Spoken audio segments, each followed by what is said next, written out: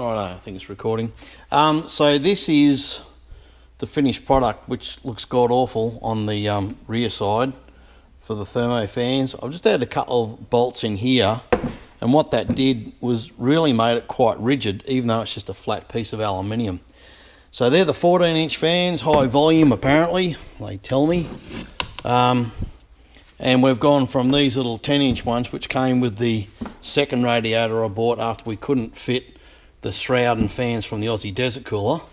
The Aussie Desert Cooler run these spec of fans, by the way, but because the way the shroud's made and it comes out another inch, it all but hit the water pump pulley, but actually hit the aircon belt, which is why we got rid of it. Now these fans, I thought, weren't doing enough movement of air. Turns out that may not have been the case at all, because we had the wrong thermostat, and that's another video. But from this side, I think it looks pretty good now. I put some rubber channeling up top here, used a hole punch so that we've got nice holes for the screws to fit in without interrupting with the rubber. I've glued it on in place, and I just got to put some of this foam rubber here just down onto this seam down here, because it marries nice on the left side but not on the right. It's just the way I had to cut it. If you have a look, there's still the folded lip, which is providing rigidity on this side, but this is just open because we had to cut it that far because I couldn't fit it in with both of them still fitted. So anyway, dug ourselves out of a hole with that one, and I think the outcome's quite good, but I'll get it fitted up and do a quick footage. Right, I just paid $150 for this. Really, not kidding. And that's because this is the proper OEM style thermostat for a Cleveland. They're a double acting thermostat. So not only do they have this body moving up and down against this housing here and ceiling, they are double acting. And when they open, they have this plunger valve which goes down into a little brass fitting. Fairly certain my Clevo still got it. I'm hoping it still does. And seals off a port in the block. And if you've got a Cleveland with a good radiator and decent fans, and you're still having heating, particularly at idle issues, overheating that is, it's because of this. This isn't fitted, as it turns out. It's a thing. I didn't know. So we're about to find out whether I've got them. So I've done an upgrade in a previous film from these twin 11 inches, which came with the cheap Chinese radiator, which is going to go on the next car because I have it, because I couldn't fit the Aussie Desert Cooler ones. But what I have done is upgrade to two 14-inch high flow fans, which you can see there. Not too unhappy with the presentation of those either. I'm going to do a little bit more work on that yet, but they're looking pretty good.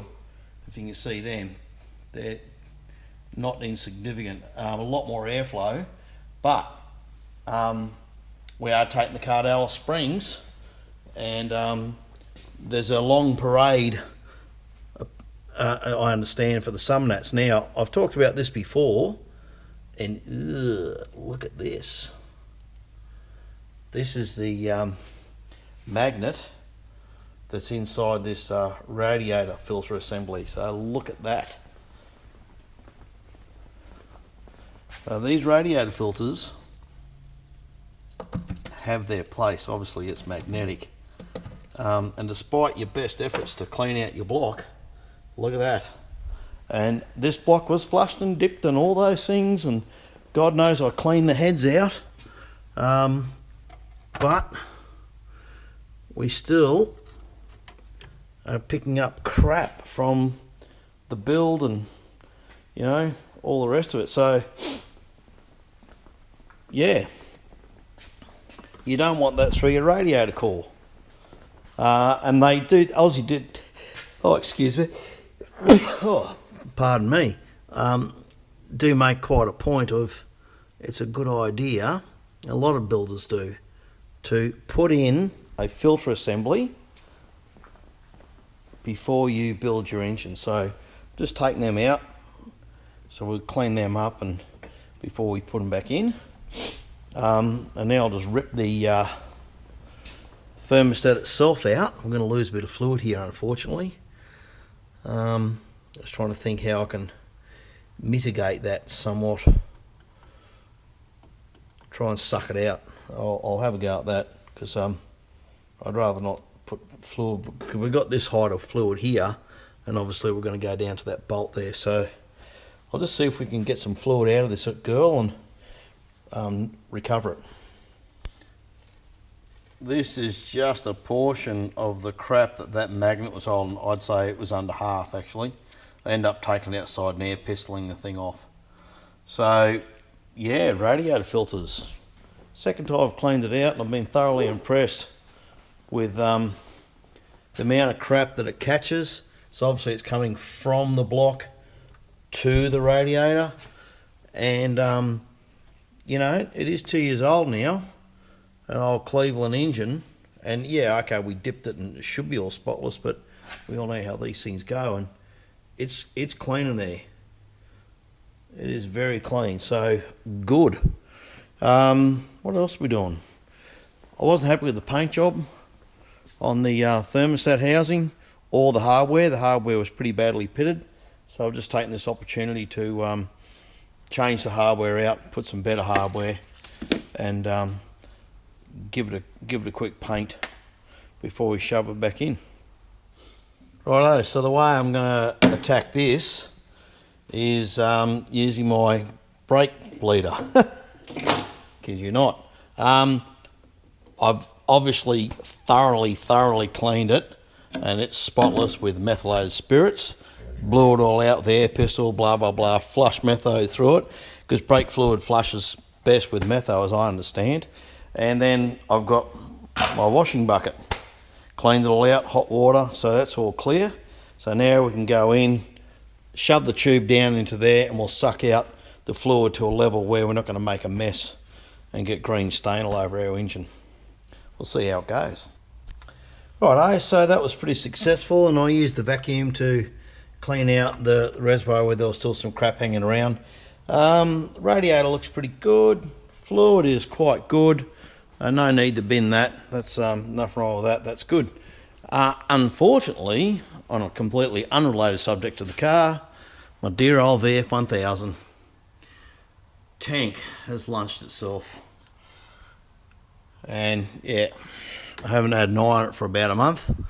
Rode it about 2 months ago. This thing's actually registered, not now. That's buggered. Yeah, that's pretty gutting actually. I put one of those, you can see the fluid. You bugger. I put one of those KBS, yeah, it's fuel, KBS kits through it 6-7 years ago. It's always had fuel in it. It's been ridden irregularly, but that's lunch, and it's stained the frame, and yeah, bloody hell. And that was a good tank compared to some of the other bikes I've got in the shed out the back I'm doing. That was a good tank, so I thought I'll put a seal kit through it anyway. Maybe I should have just left it alone. I don't know. Annoying, really annoying. And oh, she's done it both sides. Well, that's going to be more work that I don't need at the moment. And I like to ride this thing. My son-in-law rides this one a bit. It's a good old girl. Bit of fun, these old 80s bikes, for me it is anyway. So anyway, that's a side issue. Can't wait to tell Jody. She'll be so happy. All right, so got the fluid level down. I'm still going to get some fluid drip out of here, but we're not going to have masses. So anyway, we'll get on with it.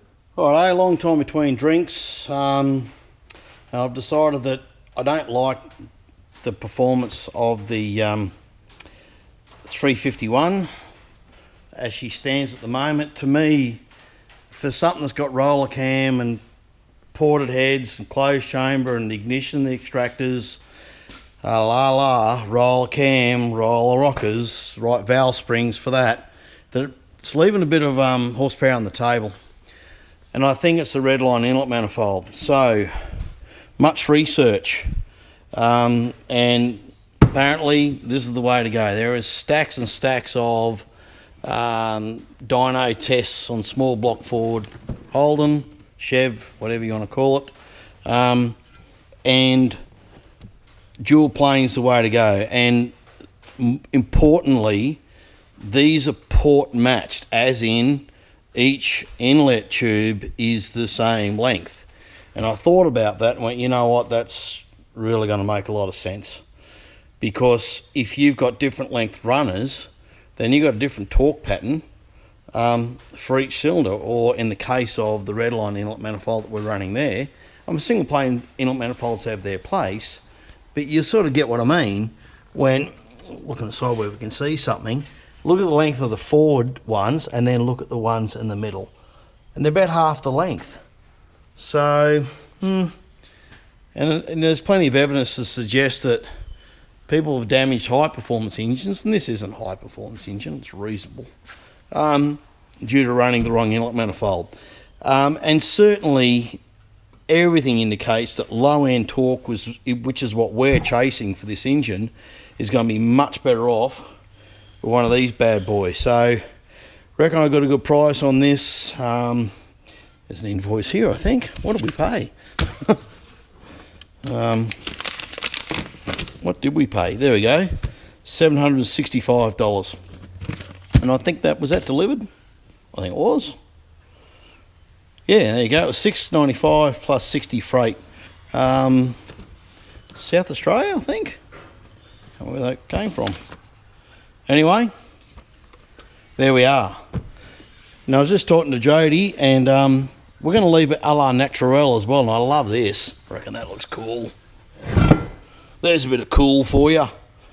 So, and I think being the air gap, so this is the air gap dual plane, so newer technology, newish, with the cutout here, which they reckon is all important apparently. I'm going to leave it natural. I was going to paint it, I even bought the paint to do it, and now I've changed my mind. I think we'll put it in and see how it looks. I'll put it in the valley anyway and have a bit of a Bowie and get Jody out to have a look and see if she's still happy. If she is, we'll just bolt her up. Alrighty. Righto, a little bit of progress, but unfortunately, halt to proceedings. So I'll put a gentle amount of torque on the centre ones just to get the thing held down. And then my plan was to put some gentle amount of torque on the four extremities. Because I know I'm going to have to use these bolt holes here, this one and this one, for the throttle and cruise control cables.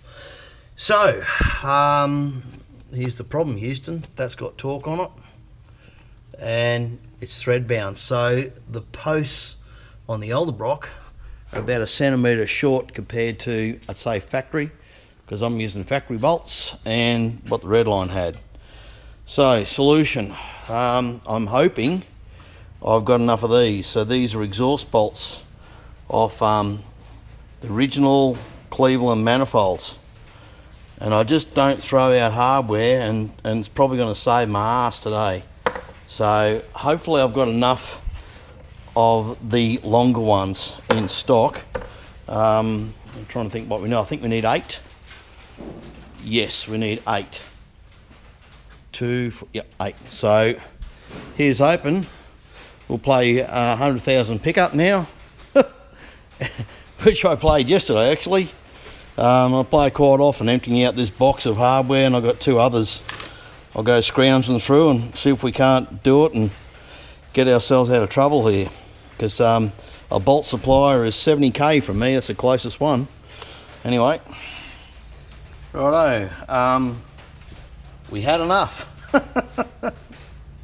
Found it pretty quick too, and arse beats class every time, because they're a 3/8 thread, but the shank is less than 3/8.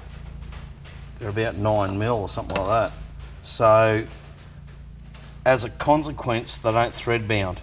So what's happening with these ones, they're actually shanking, and by that I mean the shank itself is hitting the threaded portion inside the head, and that's it. It stops right there. But these ones, just because of the design, these are XC head bolts, sorry, manifold bolts, and I've changed a few of them over the years, and like I said, I don't throw hardware out. So what I've got to do now is just try and find the prettiest ones, and there's a good comment, Blue, prettiest. They're all ugly as hatful, but the best ones, least pitted, put them in the sandblaster, paint, and I've double checked it, it's going to work, so don't throw out hardware, just saying. Righto, we'll just wait for them to dry up and we'll go and have a cup of tea. This stuff dries really quick. I like it, I use it for lots of stuff. Hello, what's going on? Hey, there's a cup of tea time, is it? What about a teddy bear treat? Hey? Chicken foot? Rabbit ear? What do you want, buddy? Hey? Puppies. Good baby. Alright, that'll do. Righto, so we're back together and that's how she looks. I've said before, the only thing I really don't like much about the fast system is just this vast amount of wiring, but that said, it's bloody good quality wiring. And I got that down there because I'm actually going to relocate this. So I was going to plug it on there just for a quick start, because I'm going to run a catch can. So I'm going to put a catch can over here. I run catch cans on everything, just even my little tractor out the back. It was always a stupid idea to get vapour out of a PCV valve and ingest it. For my mind, I don't even know how it's green. Yeah, because you're burning oil, you're burning more oil. It's just stupid. Aeroplane engines just vent them overboard. See you later. So, you know, and as the engine gets older and older and older, then it detracts from performance of the engine. So I just, yeah, catch cans are a fantastic idea. They do work. So it'll just be run, you know, PC valve to the catch can, then vacuum back to that port where the PC valve is, and therefore suction's just creating it, you know, a port for all the vent out of here, going to the catch can, it filters it, dumps it into the can, and then clean air goes back into there. And I've done it. Every one of those cars has a catch can, and they work well. I haven't put one on the GT yet. Don't do much with the GT, it just sort of sits there. But anyway, might drive it one day, we'll see. It's registered. Just don't drive it. Another problem with this car at the moment is she's munching batteries. Good idea to connect the battery, Blue. Genius. Let's give that a go. It's be good footage, won't it? I've got to learn to edit better. It's just chewing battery. So this is a brand new battery. The car sat for 3 weeks. Went to kick it in the guts and I had 0 volts. Now it's pulling 0.3 of an amp and the GT pulls 0.42. So riddle me that. I just don't understand. 2 multimeters, I've double checked it. Had a mate over here, used to be a clocky in the RAF, knows a bit about wiring. He went, no, you're right. I thought it was right. Well, let's go on. So that hurt, smacked my head then. Probably heard it. Any fuel? No and no. All right, let's kick it in the bum and see how it goes.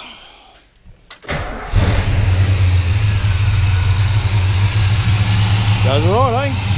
Now the timing isn't right. I just put a mark on it and I've just slapped it back in where the mark lined up. I've done it a few times, I don't worry about setting everything up. If you just know where you took it out, you got a good point to go, and obviously that worked really well. Right, that obviously runs. So what I've got to sort out is just the throttle cable's not yet sorted out. Cruise control cable, I want to paint that little bracket up and get the catch can in. And then we'll start it up again, warm it up. And I set that a little while ago to 43 and it's holding now, so it did sort of move a little bit after its initial installation, but it's good now. All right, on. Righto, so catch cam and how I set them up. So the outline is the line that goes to the car, as in the, beg your pardon, the inlet manifold. I don't know if you can see down there, but that cavity goes all the way down to the back. And what that means is there is suction coming in through this whole cup here and through this filtered piece. And then your PCV line goes into here, and all the oil that's being dragged in goes through this little baffle here, it'll drip on down, and then the air filtered going back to your inlet manifold is filtered by firstly this coarse one and then this sintered metal filter. And the cup obviously seals it all up to give you your vacuum. So it's a bit back to front. Your inline is your PCV, which is effectively the outline from the car, and your outline actually is to your inlet manifold to provide the suction, so then that whole cavity is providing vacuum, so your dirty air is going in, dribbles down through the baffle, and hopefully it'll all pull up under there. My experience is it does, and then the air going back into the inlet manifold is filtered. In other words, all the crap has been kept out of your inlet manifold.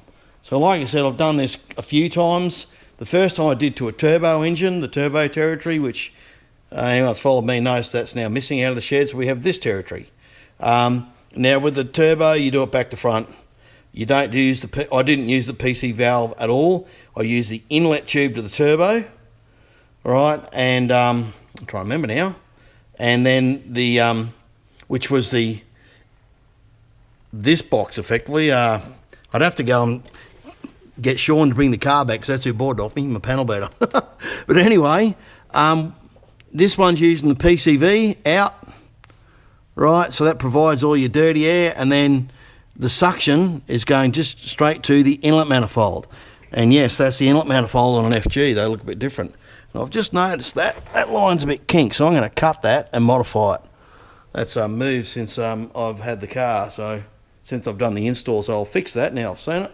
And on the old classic Barra, it's a lot easier to see.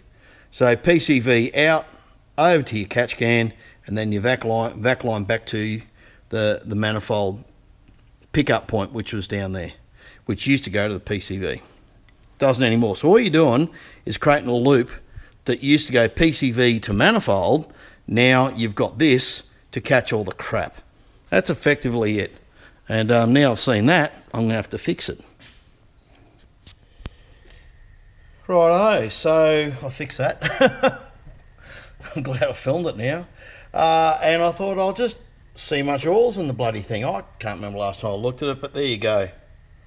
Now all that would have been consumed in the inlet manifold and burnt in the engine. That's why I use catch cans. Look, I don't know. I'd be bullshitting if I said I knew exactly how many Ks ago I put that on. I really don't know. I cannot remember, I'm sorry. But well, we got the car at 120. It's got 130 something on it now. So it's 11,000, something like that. Probably done that. I don't know. But either way, let's call it 10,000. Let's just do that. And that crap would have been consumed inside the engine and burnt to the atmosphere. Not a good idea. It's my opinion anyway. Righto, so we're going to do a bit of a change to the GXL. A couple of things I've got that are issues with this particular steering wheel is now that the upholstery's been redone and there's no sag in the seat, I probably see it eyeball like this, and I just miss out seeing the two indicator lights, and I'm quite often driving down the highway. Oh, indicator's still on blue, you moron. So we're hoping that this might cure the problem. And the holes look like they line up, so this is a Nardi, and I'm just looking at it now, it will cure the problem. And the other thing is we're hoping that, I'm hoping that the steering will be less notchy with the double RS by having a larger diameter. The rack and pinion's clearly got far more frictional resistance than the old what do they call it? Recurring ball, recirculating ball, I don't know, old school one, full power. So we're going to bolt this thing up and take it for a drive, and hopefully that cures the problem. But we're not going to throw the baby out with the bathwater, because this will go into the other XC, which has got power steer. In fact, it's a brand new old school power steering system with filter and everything, pump, box, you name it. So I'm going to keep the whole lot. I'm not going rack and pinion on the ute, so this will go into the ute. It'll be a good fit. Righto, so there it is.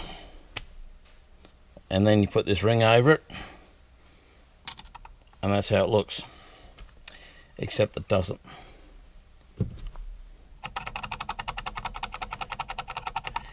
And now to get this back off, frankly, I'm going to have to take the steering wheel off.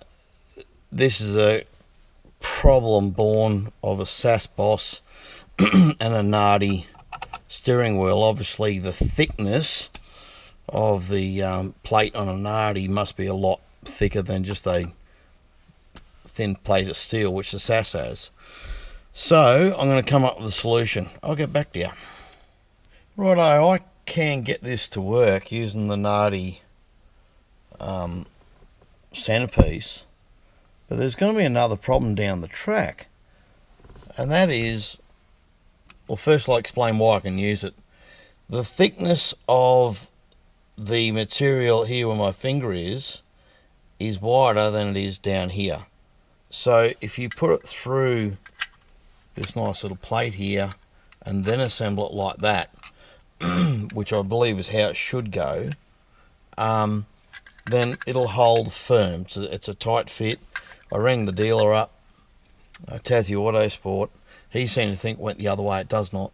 I'm sorry, mate. It doesn't. Because when you get it in all the way, it's just like a pea in a pot still. Because you can see it divots down. So it's got to sit on this higher ridge. And if it goes through this plate here, then it will do that. Problem is, you'll never get it out again. I don't see how you can get it back out, because to get it in, you've got to maneuver this little clip here, and then it clips out. So once that's in, you can't get to the back of it. So what am I going to do? I reckon we'll go back to the future, but we'll still use the new steering wheel. So I'll put that on. I'll use the Allen keys, because they look nice anyway, and we'll go back to the SAS centerpiece, which I know clips in to the Boss, and we'll see if that doesn't give us a solution rather than having to buy a whole new Nardi Boss. Anyway, oh, that's it. Look, it doesn't look too bad. Blind man's probably happy to see it. I'm not overly joyed, to be honest with you. I like the size of it. I like the fact that I can see clearly now what I need to see. And I'm hoping that the feel on the road is going to be better. Look at that bloody free play in this double RS. Fair dinkum. Wouldn't do it again. Just wouldn't do it again. So I want to take it for a drive, see how it feels on the road. But yeah, couldn't use the Nardi center because there's just a retaining plate behind here for the centerpiece. Once the hooks go in, you're buggered, you won't get it back out. It's designed to go into a machine bore, which mine doesn't have. So anyway, first world problem really.